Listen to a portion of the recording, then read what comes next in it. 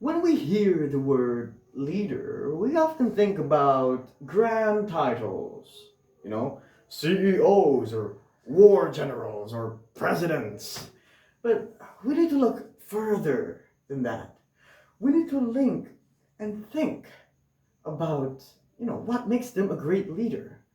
And when we see beyond the titles given to them, we realize that great leaders comes from two things: who they are, and why they chose to stand up in the first place.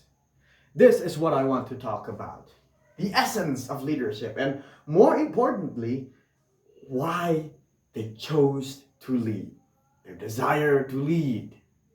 So, what is a leader?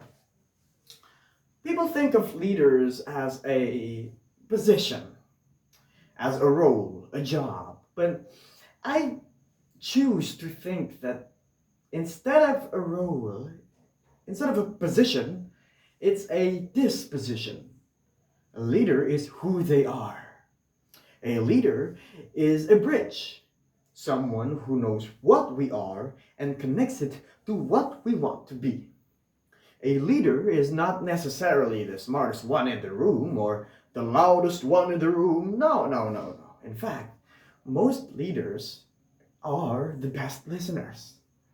A leader is a mirror, someone who shows the team's qualities and shows them the strengths that they did not realize they actually have. When things get foggy and when you're lost, you can be sure that you can depend on your leader to be the compass to show the way.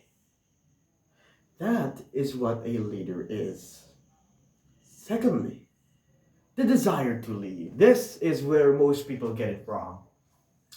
The desire to lead is not to seek a status, not for titles, to get their own table, their own office, or to make the final say. No.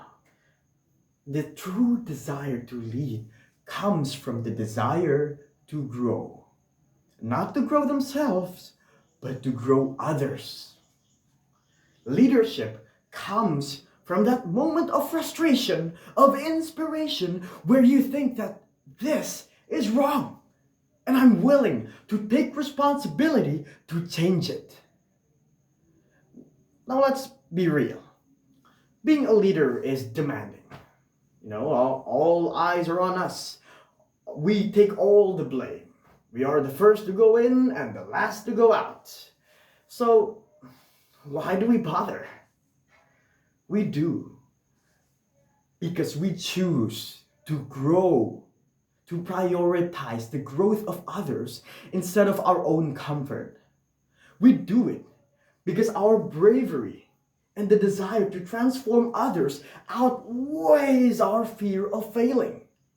We do because we care, because we are kind, and we want others to change. We want to leave the place better than when we enter it. So, when you have the humility to hear, the courage to act, and the bravery to take the first step, you can already start calling yourself a leader.